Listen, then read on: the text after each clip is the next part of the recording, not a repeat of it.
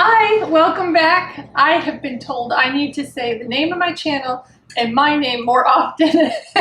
So welcome back to Real Food, Good Food. I am Robin and I am excited to bake with you today. Today what we're doing, I think I told you last video, we're using the same dough that we made last week in Sue Becker's Home Ground Flour book.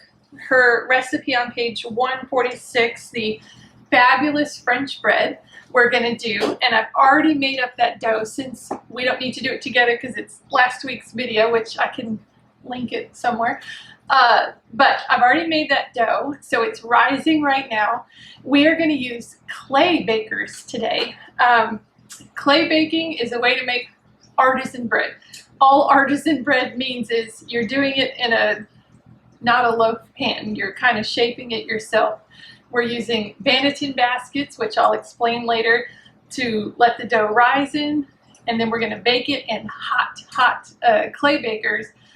Today, actually, I'm doing one clay baker and one Dutch oven. So if you have either of those, you'll be able to do really yummy artisan bread with the same recipe we did last week. There are lots of different shapes and sizes of clay bakers and Dutch ovens. As you know, most of us have a Dutch oven or even a cast iron pan. If you can get a lid on it, you can heat it up. Just a thick metal that can heat really hot. It's fun sometimes just to make a completely different style of bread, like we did last week. The long French bread tastes yummy and is, as we know, made with freshly milled flour and completely delicious and full of nutrients and minerals and oils that are so good for us. So this is just another way to bake. It's so nice to have all these things in your pocket so that if you're feeling like you don't want a regular set loaf or a Pullman loaf pan, then get out your pizza stones. You can put it right on your pizza stone and bake it, or Dutch oven, or any shape of clay baker. I ordered one of mine from Breadtopia. Another one I found at Goodwill. That was such a God thing because I needed another one just to try a different shape. And I was right there and it was $7 and I thought, oh, no way. So right when I needed, when I needed it, I was able to get it. However, I need to get a Banneton basket to fit that one because I've tried different ways to let it rise and pop it in there and it just doesn't work. So I need a Banneton basket. So join me today as we bake some delicious French bread in clay baker in a Dutch oven, just to have a new and fun way to do our delicious healthy bread. I wanted to talk with you today a little bit about the Banneton baskets. I've heard them called Banneton baskets, whatever. There's a bunch of ways to say it. Really all it is a way to help artisan bread rise with some support, especially sourdough, high hydration breads. So breads that are usually a little bit stickier or wetter need a little support. If you just put them in a bowl, they can rise, but at a certain point it kind of sticks. It can't keep building.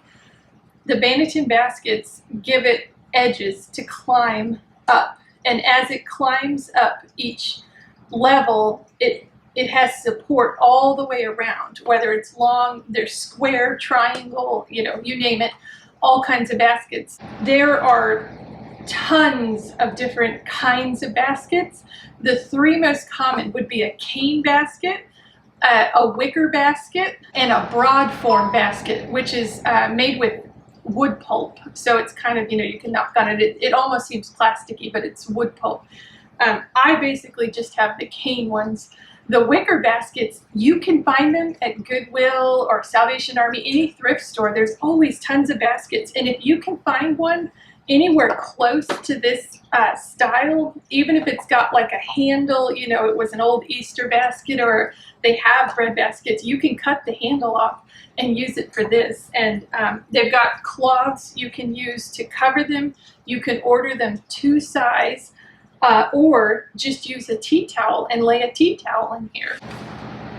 The tea towel does the same thing as these cloths do.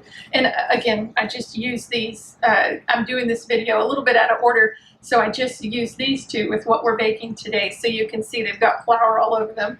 No matter what you use, you do have to flour, and flour liberally so the dough doesn't stick, but I'll talk about that when we do it. So round and oval are the two main shapes Round is a boule. Oval is, hear me clearly, a batard.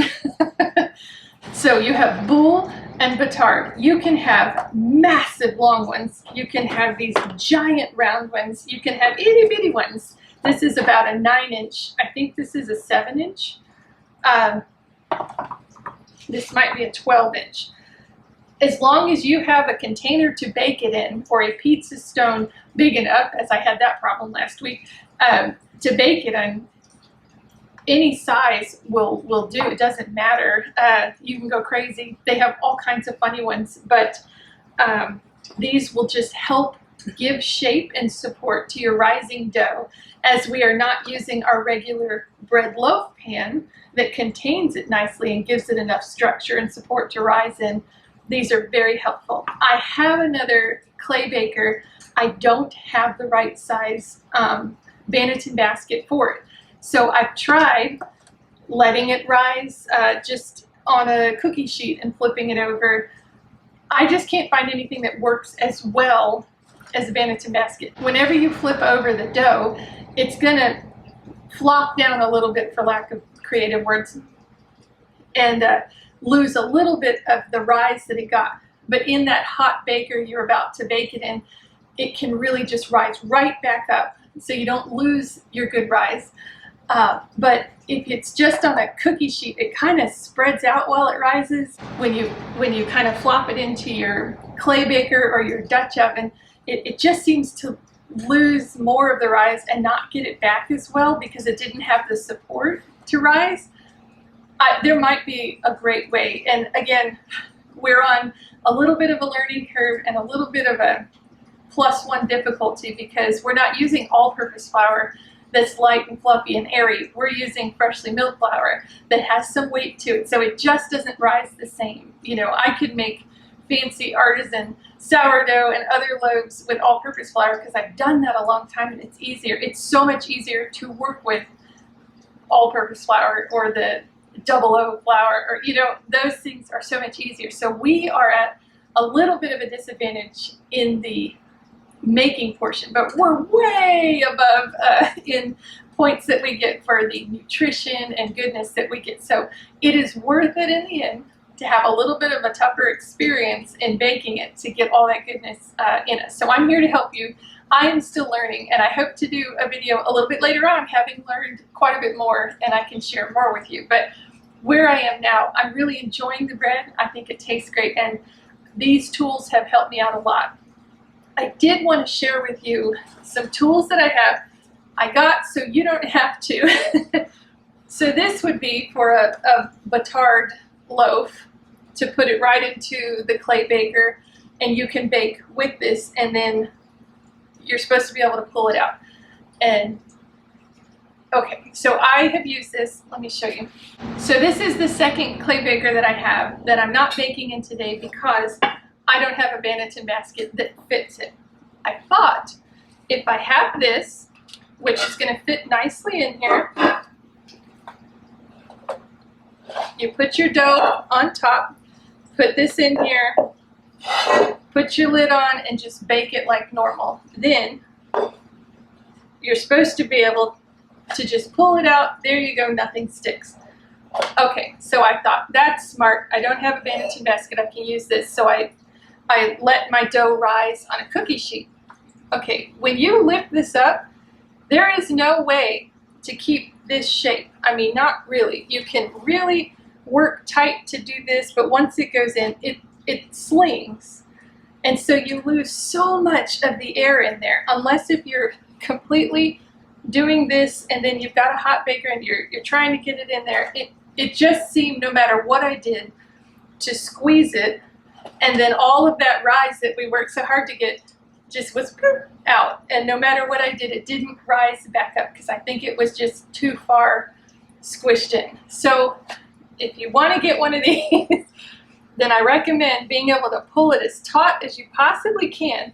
But no matter how taut you pull it, these ends come over, right? So you can make it flat, but then the bread, the dough, makes it roll over like this. So you're losing air on top by it curling over the sides. So Maybe you have a better trick. Maybe there's a video out there I didn't see on how to use these better.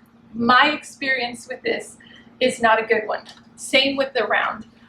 No matter what you do, it slings in with the weight of the dough, and you deflate the dough, you get it in there, and it just deflates so much that it can't beat that and rise back in the bake. So I don't recommend these. I've tried it. I thought, oh, this is going to be amazing. I'm so excited for this. Not worth the money. So unless you know a trick I don't, which if you do, put it in the comments because I'd love to know. I just didn't enjoy these. And they're sticky. So if you try to put it on a cookie sheet and like slide it in, if you have to work so hard, it's not worth it. So these to me are the best thing ever to give you the support you need while you rise, to make it easy to dump out. I mean, it sounds awful to say turn out, I guess. To turn out your dough onto your clay baker or your Dutch oven or whatever you're cooking in. It's just so much easier. And these are great. I mean, these you can put in the dishwasher, so that's a plus. These you don't ever wash with water. When you're ready to clean them, obviously these you can wash however you want to wash. You know, I wouldn't recommend anything with a scent or, you know, whatever you can wash by hand. Super easy. You just pop them off and then shake out the flour and wash however you want to wash. I don't wash them after every use. I don't feel I need to. I shake them off very well till you don't see flour coming off. These you just kind of turn out, tap, and then anything left, use a brush.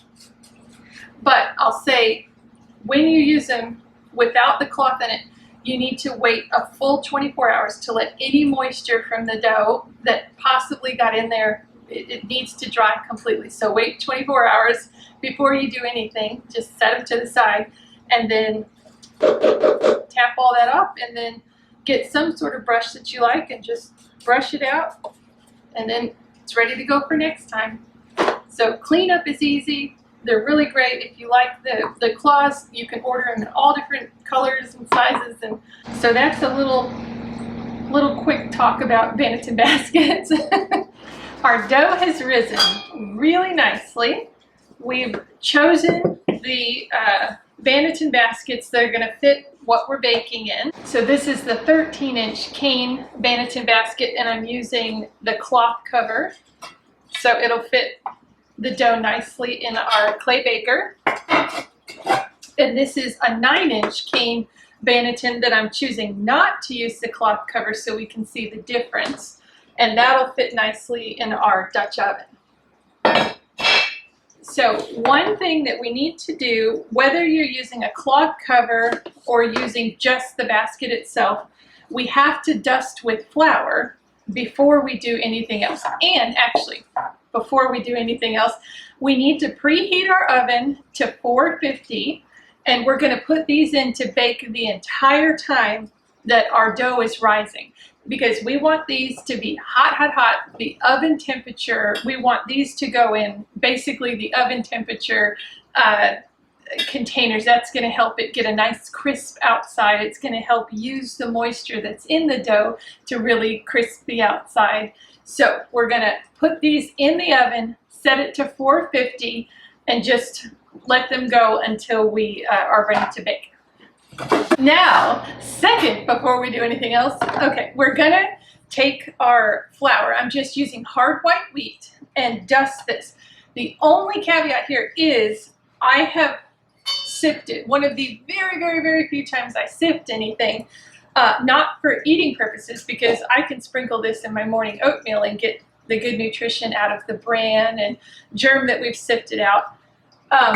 If you have all of the bran and germ in here, it's not going to look as nice, and the dough, like the bigger pieces of bran and germ, can set here and then not allow flour to go around it, and the dough can stick. I don't know how to say that any better. There's just big pieces of bran and germ, and then there's the endosperm that's light and fluffy. This is just going to be on the outside. This is just to help the bread not stick. It's for no nutritional value. It also leaves a pretty, flower design on the outside when we turn it out and over. So Don't worry about sifting this time. And the Brandon germ you sift out, you can eat on something else. Sprinkle it on your bread and butter, whatever. So this is just basically a lightly sifted hard white wheat that I just milled. So I'm just going to liberally sprinkle it in here, because this is the only protection that the dough doesn't stick while it's rising. So you really would, it's better to over flour, and you can just kind of blow it off or wipe it off if you think it's too much on there. But it's better to overdo it than underdo it and it sticks. So I'm just lightly kind of letting it fall where it may, trying to cover all the areas.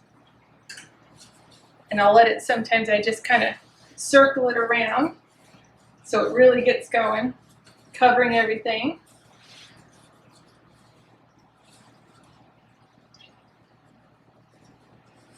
Even with the cloth cover, it can still stick to cloth, so we're going to give it a really nice dusting here. And with this recipe, again, it's Sue Becker's recipe from her book. We're just going to, I don't know, I don't want to put more than 100 grams in here, so we're going to see what we have. It's usually more than enough dough, so this might be bigger than it needs to be.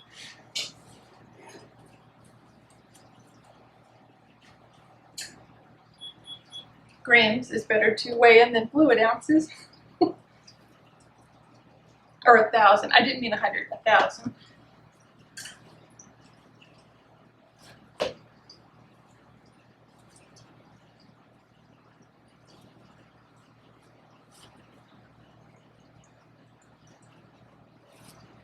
Well, shoot.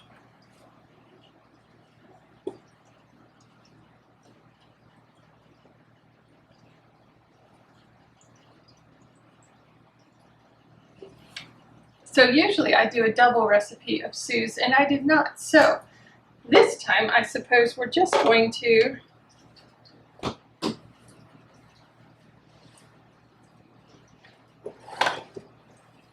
so I'm just going to kind of push this out and make a nice little loaf.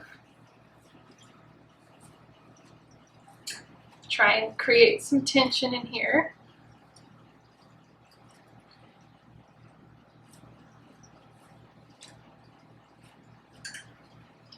And remember, we're going to put the ugly side up because we're going to end up turning it out into our clay baker.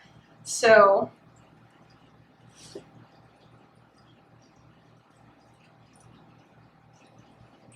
we want the top to look nice and pretty. So I'm just trying to get some more tension in there. Oven's preheating.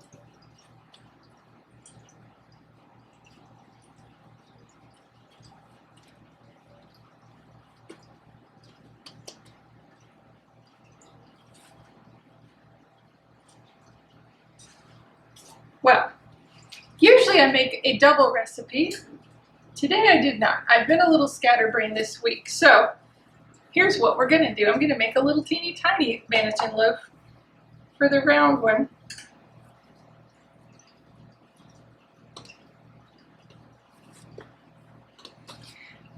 It will be cute and it will take less time. Okay, so now we're going to sprinkle, sprinkle.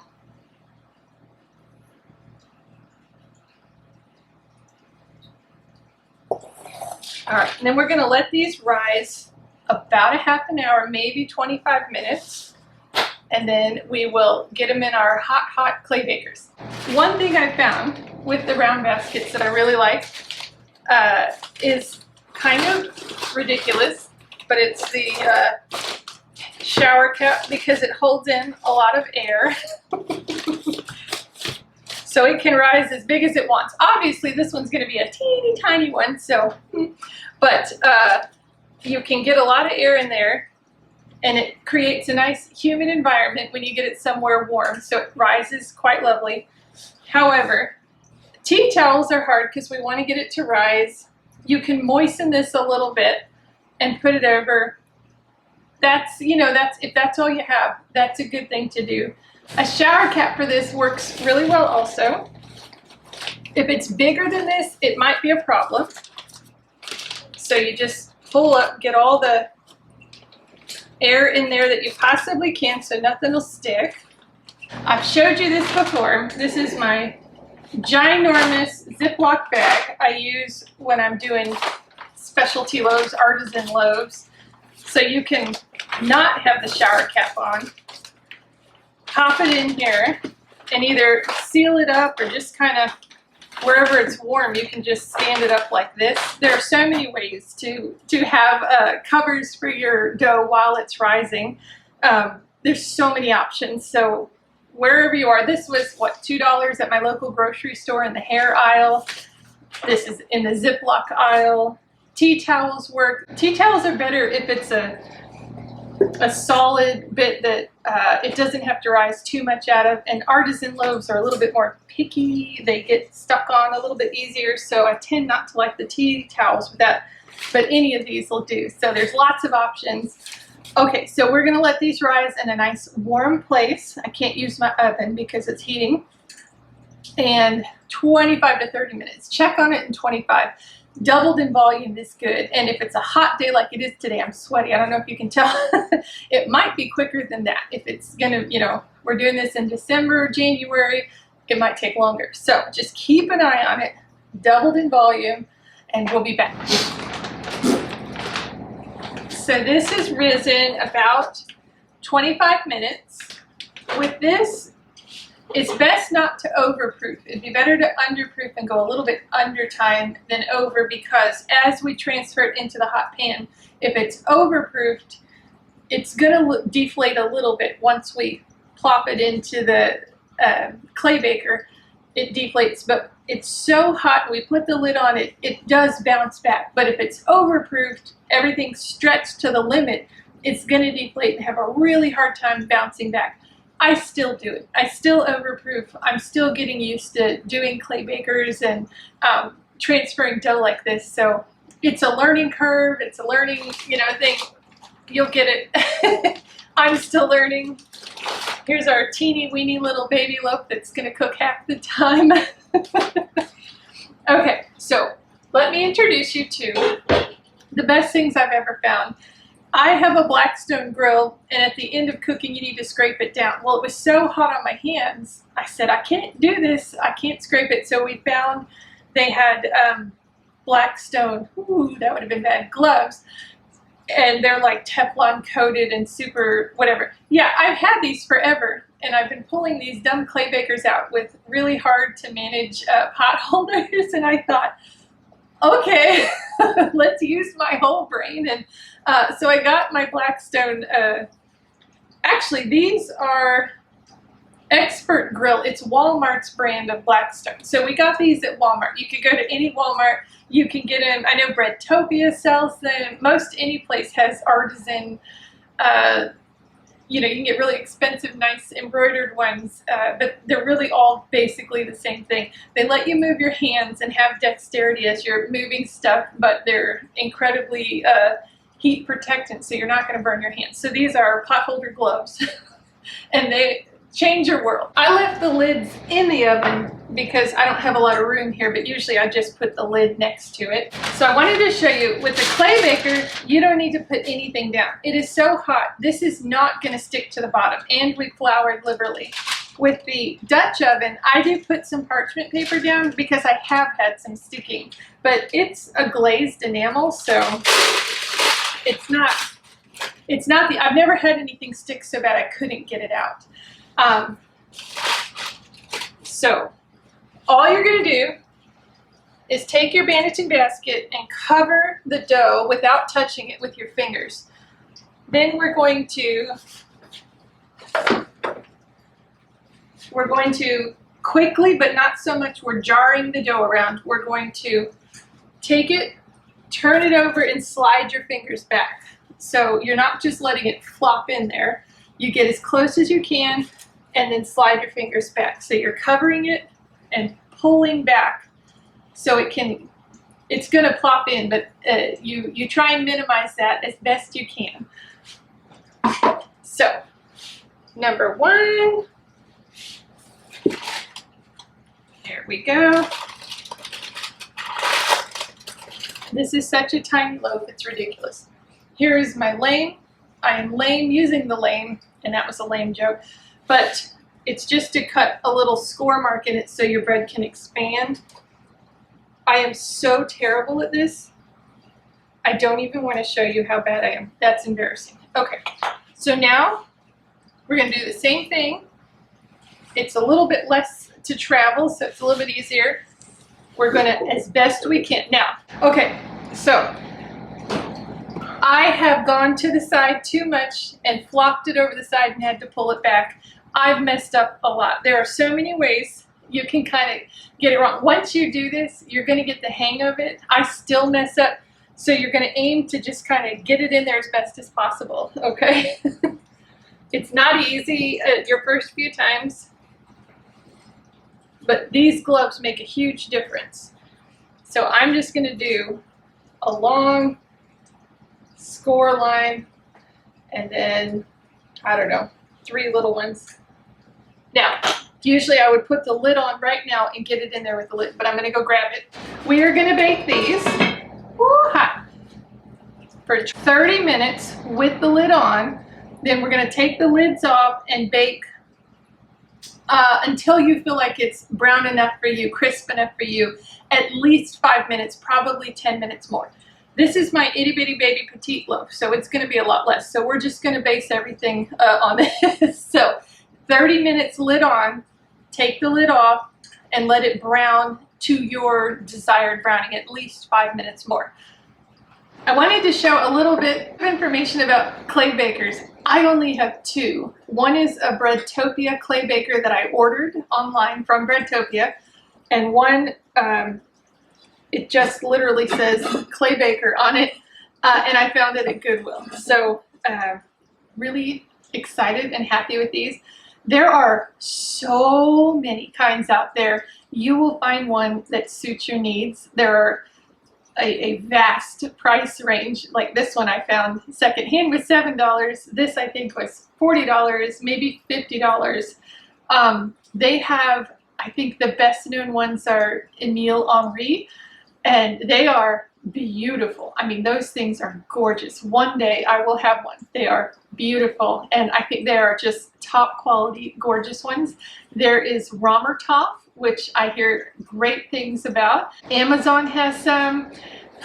Boy, there are a ton. So if you just type in clay baker, stoneware baker, or anything, you're gonna go down a rabbit hole of all different kinds. I can only talk about the ones that I have and what I have tried. Breadtopia specifically, they have a video on YouTube on how to use their clay bakers.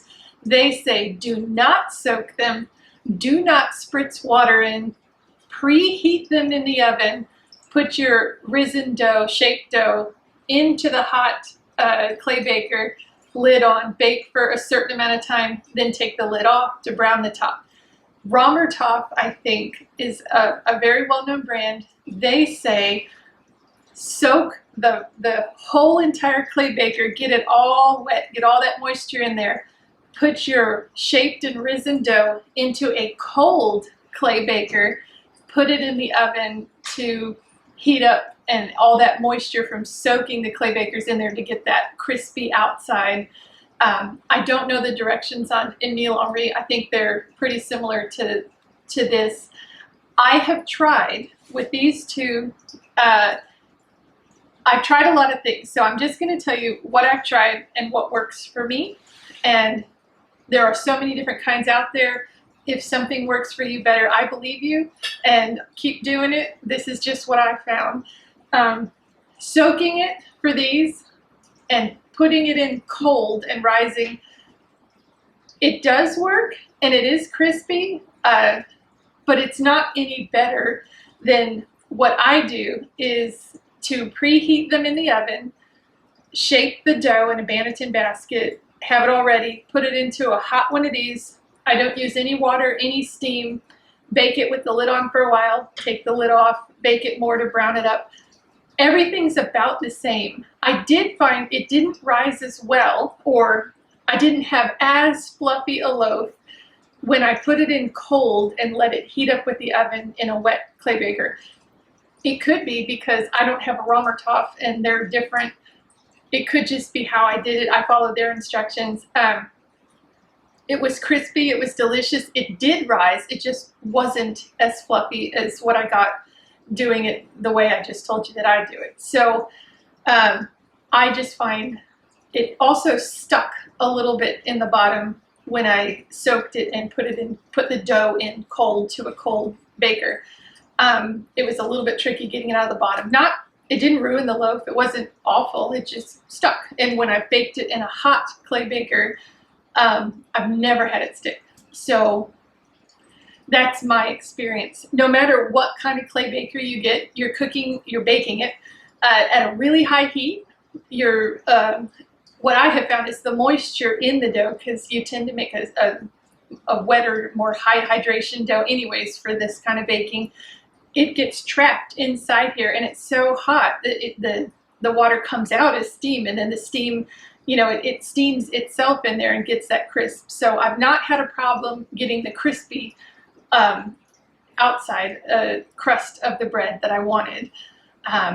So I enjoy baking it this way. I've had my best success baking it this way.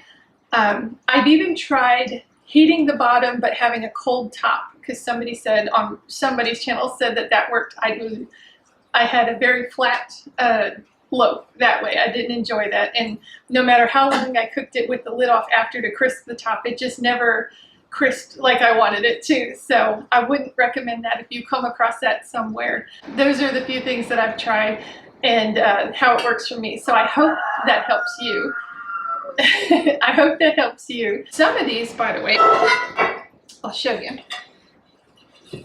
Some are enameled inside, and so it's shiny, and some are not. Both of these, the bread does not stick to. So I don't know if that makes a huge difference. I know the more you bake in them, the more it kind of seasons itself and you have a nice seasoned surface to bake on. But I've just not had any trouble with anything sticking. So that, I guess I keep saying something about that because that was my greatest fear, is that, man, I'm going to lose the whole bottom of the loaf. It's not going to look pretty. But so whatever clay baker you get your hands on, oh, I hope that you try doing this, because it just makes a really yummy bread. So we'll get back to baking. All right, no judging my oven. It's very dirty. This has been 30 minutes. It does not look like a good loaf should be. It's still very soft. This I already took the lid off because it's so tiny. It needs less bake time. So we're gonna bake 5 to 10 minutes more, pending how dark you like your loaf. All right, so these baked for about 8 minutes more. This one's less because it's, I pulled it out early. But I wanted you to see, I almost said, I'll just leave the round one out of the video, but I want you to see the pretty designs the Banneton basket gives. And this is without the cloth on there. It gives nice circular. So you imagine if this is a very nice bowl, the correct size, if I would have doubled my recipe like normal, which I didn't. So, okay. Now, this one, you want to get out as quick as possible, although I'm talking, so. But you see how easy that came out. I think I got an absolutely beautiful. I hope you can hear that nice crispy loaf. It's beautiful. It's going to taste amazing. Oh my goodness. I'm excited about that. You could cut that in half and put your garlic butter sauce in it and just pop it open in like under the broil, so it'll cook the open parts with the garlic and butter on it and have delicious garlic bread. It'll be delicious. You can slice this thin like we did last week. I've had really beautiful big bowls, and this is just a mini version of it, but it's going to taste great. I'm going to get the hot things out of the way and then cut this open so you can see, but because heat is coming up here and I am just sweating. 450 degrees on a hot summer August day in Texas, having all this next to you is a bit much, so hang on. All right, I'll take off one glove here. It's still really hot. Again, I should wait to have it cool completely, but you know me, and I have no patience. That you can hear the, you hear that? Oh, it's so good. Look at that. I mean, it's just gorgeous. Steam rising. Oh, it smells so good. I mean, this is the same dough as last week, but this I think makes it even crispier. And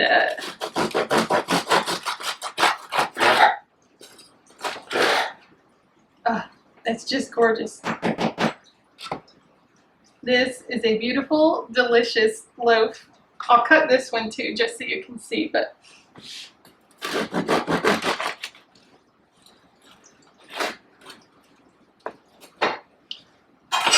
so here it is. It's the same. I mean, it really is nice and crisp.